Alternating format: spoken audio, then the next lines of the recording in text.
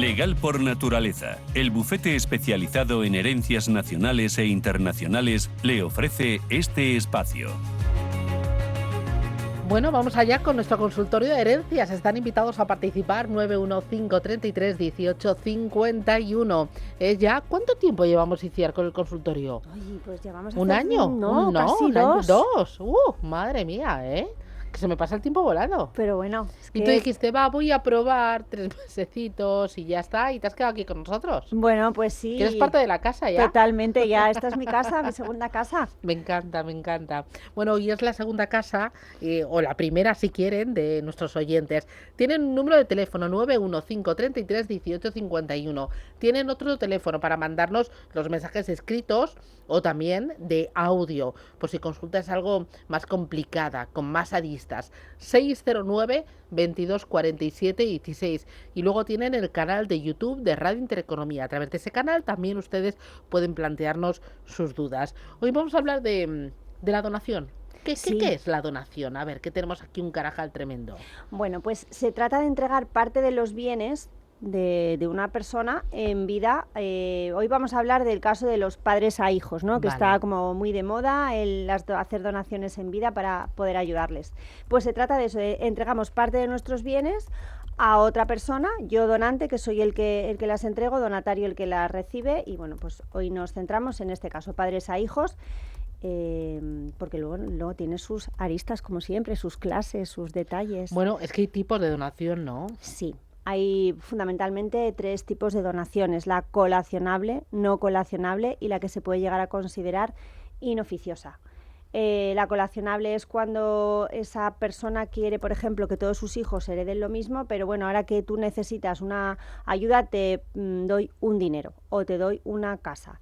Pero en el momento en el que yo fallezca, pues ese bien que te he dejado, que te he donado, el equivalente tiene que venir a la herencia y entonces tú recibirás el resto de la parte que te corresponda, pero tus hermanos en este caso, pues sabrán que te he dado esto para que ellos puedan recibir lo mismo. Esa sería colacionable.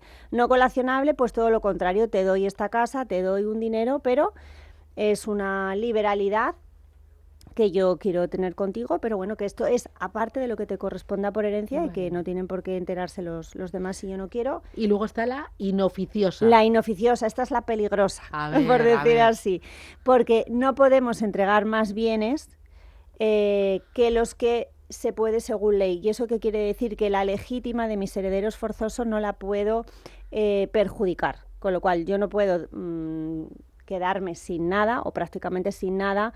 Ay, para que cuando mis hijos hereden no tengan que pagar tantos impuestos. Ay, porque ahora lo necesitan mucho y se lo voy a entregar prácticamente todo. No, porque se puede considerar inoficiosa y ya sea uno de los herederos o ya sea la propia administración nos puede decir que nos hemos quedado sin prácticamente nada para evadir impuestos. Y eso no puede ser. Vale, ¿qué y cuándo se puede donar en vida? O sea, primero, ¿qué? O sea, ¿puedo donar yo? Bueno, ya has dicho que respecto a la legítima, ahí, o sea, eso no se puede tocar. Es un límite. Pero luego puedo donar un lo inmueble, acciones, joyas, un cuadro, fondos de inversión, lo que yo quiera lo puedo donar. ¿Cuál sería mi consejo? Bueno, pues voy a hacer un pequeño informe, un pequeño resumen de mi patrimonio y lo voy a valorar económicamente y a partir de ahí... ¿Y eso quién lo valora? Lo valora el donante, pero hay que valorarlo con cierto criterio, no es, ay, esta casa vale 500.000... Hombre, yo me pongo aquí a valorarlo. Claro, porque la del vecino son 500, la mía 520. No, hombre, la mía tiene mejores vistas. Hombre. Vamos, y la reforma que le he hecho vale un Potosí. Bueno. No, eso no. Por ejemplo, para valorar los inmuebles hay 2 criterios. Uno es la valoración fiscal.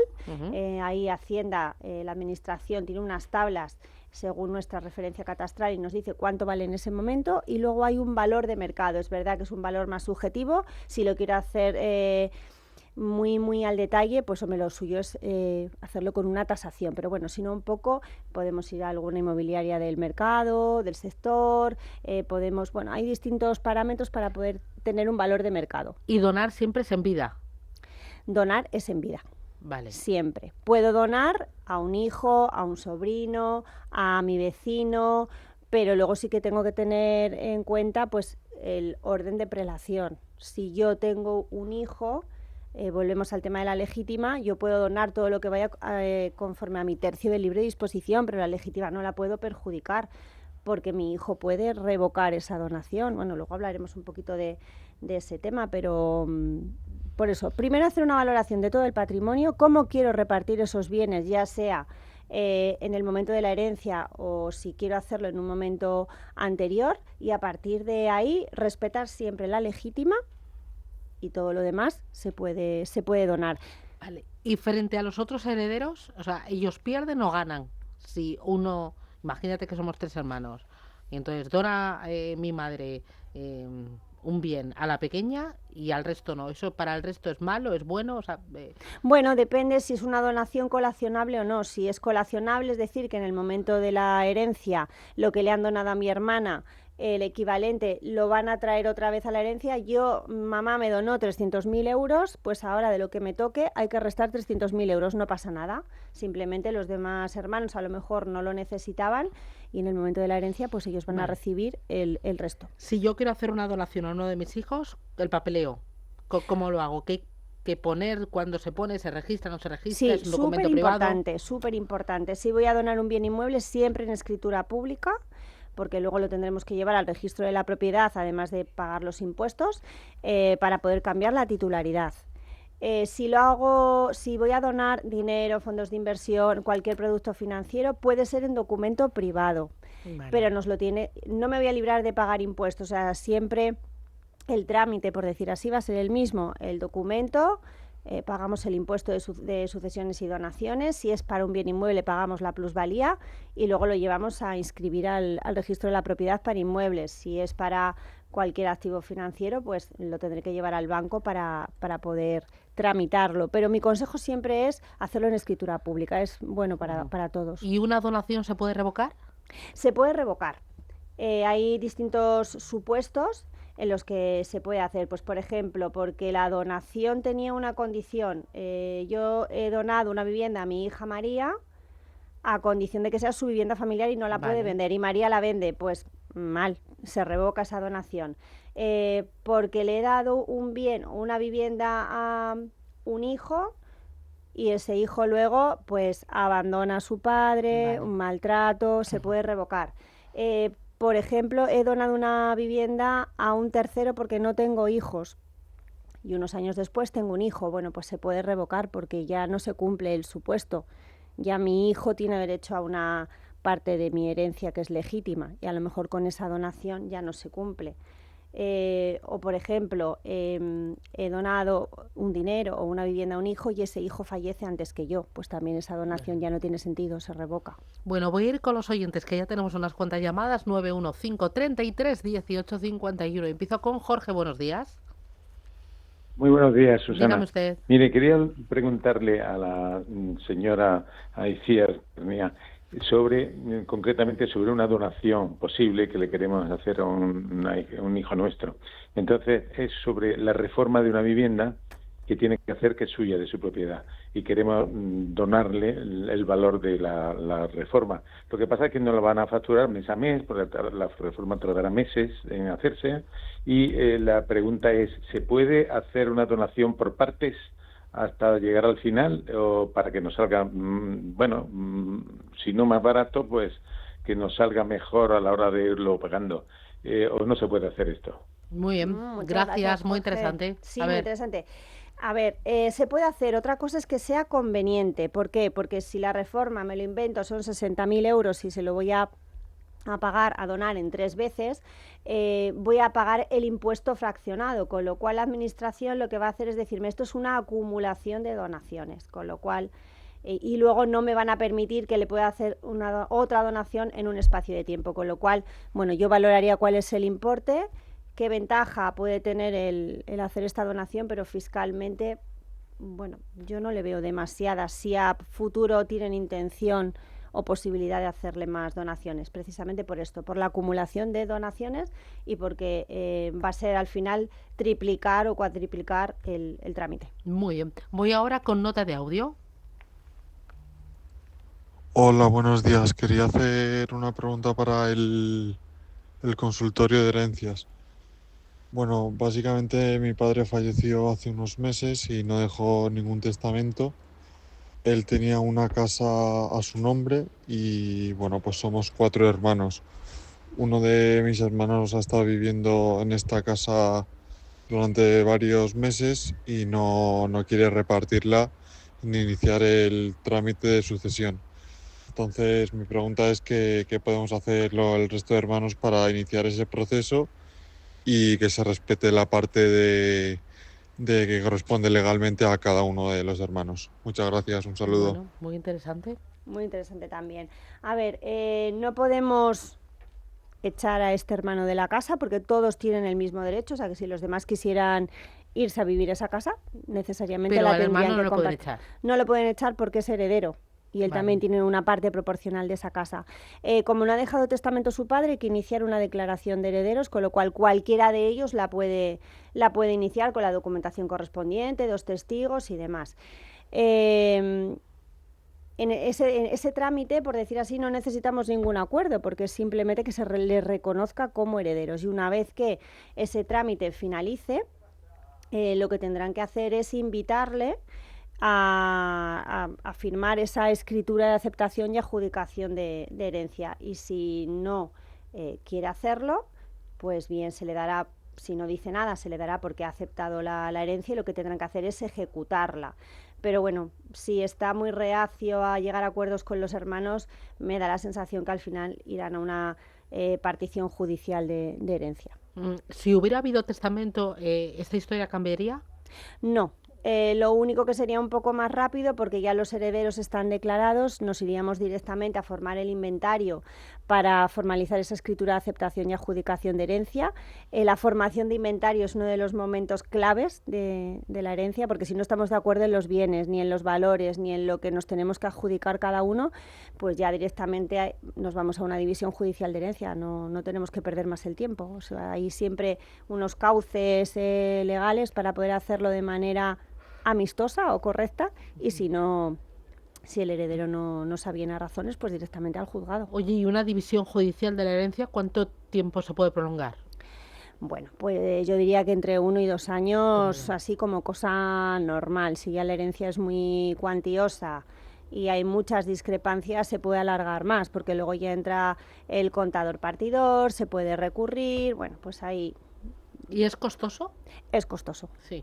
Vale. Cuanto más grande sea la herencia y el patrimonio a repartir, más cuantioso es. Muy bien, voy con otra nota de voz. Hola, buenos días.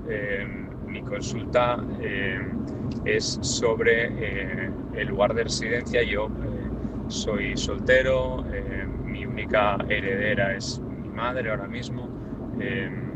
Vivo en Asturias y tengo un patrimonio alrededor del 1.000.000 de euros y quería saber si yo cambio mi residencia a otra comunidad autónoma con una legislación más favorable, porque trabajo en varias comunidades autónomas y no tendría problema para hacerlo. ¿Cuánto tiempo tarda en ser efectivo ese cambio o si aplica la legislación de la comunidad donde tengo los bienes o donde reside mi madre en este caso? Muchas gracias. Bueno, pues es una pregunta que me hacen habitualmente y que es difícil de responder así en 2 minutos, porque es muy importante dónde están los bienes, dónde está el heredero y dónde está o dónde fallece el causante. Entonces, diría que es casi más sencillo cuando hablamos de una herencia internacional, en el que los bienes están en un lugar y el heredero en el otro, que cuando estamos dentro del territorio nacional con las distintas comunidades autónomas. Hay que tener en cuenta el concepto de residencia fiscal, y ahí estamos hablando de los famosos 183 días para que se nos considere residente fiscal en España. Y luego, dependiendo de la comunidad autónoma, o sea, ahí puede aplicar, porque tendrá entrar en juego el tema de la vivienda habitual, por ejemplo, entonces puede irse hasta 2 años. Entonces yo a este oyente le diría, primero vamos a hacer un estudio de qué patrimonio tienes, cómo está conformado, cuáles son las comunidades autónomas en las que contemplas poder tener esa residencia fiscal, dónde está tu madre, es súper importante, y ya con ese puzzle poder, bueno, pues darle los distintos escenarios de cuál puede ser la comunidad autónoma más conveniente. Y también entra en juego el dónde estoy empadronado y dónde estoy declarando mis impuestos, porque... Ahí puede cambiar mucho la historia. Sí, en porque... tema de impuestos, ¿no? Claro, porque si estoy en un ayuntamiento y que corresponde a una comunidad autónoma y los bienes están en otra comunidad autónoma, pues sí, es importante. Muy bien. Pues Itziar Pernia, oye, escuchando lo que nos han dicho los oyentes, viniendo del tema de las donaciones, un mensaje, una idea clave que tengan que saber aquellos oyentes que están enganchados a este espacio. Bueno, pues que la donación puede ser una ayuda, en este caso para un hijo, pero como siempre digo, el asesoramiento preventivo es fundamental para no llevarnos sorpresas. Un informe sobre qué patrimonio tenemos, cómo está valorado, qué quiero hacer con ello, eso es fundamental, y qué consecuencias puede tener en el corto y el medio plazo, pero puede ser una buena opción si lo hacemos bien. Muy bien, pues Itziar Pernia, desde Legal por Naturaleza, gracias por los consejos, por la formación y por ese asesoramiento preventivo. A vosotros Cuídate siempre. mucho y Igual. nos vemos la semana que viene. Claro Gracias. que sí. Enseguida boletín informativo a la vuelta. Tenemos empresas con identidad. Hoy vamos a hablar con Guaira España, y vamos a hablar también con Clevergy. Vamos a hablar de energía, de renovables, de crecimiento y de talento de alta calidad cualificado. Después, en Digital Business, oye, muy importante, vamos a hablar de innovación aplicada al sector financiero, innovación y inteligencia artificial aplicada a lo que es la banca. Y ojo, porque se ha producido una caída mundial de la nube de Amazon, que ha provocado fallos en múltiples plataformas. La incidencia de los servidores impide el acceso a páginas web, a redes sociales e incluso también a videojuegos. Así que vamos a hablar de qué es lo que ha pasado, qué hay detrás y sobre todo posibles consecuencias. Pero antes de todo ello, algo importante que tienen ustedes que saber. Cuando un inversor o inversora se encuentra con un fondo como Altex Quality, la sensación es de sorpresa / asombro, porque a fecha 30 de septiembre tenía una rentabilidad acumulada a 3 años del 79%. Poca broma, ¿eh? Altex Quality es un fondo que selecciona 50 empresas líderes mundiales, famosas por su robustez y estabilidad. Tienes toda la información sobre Altex Quality en invierteconlogica.com. Legal por Naturaleza, el bufete especializado en herencias nacionales e internacionales, le ha ofrecido este espacio.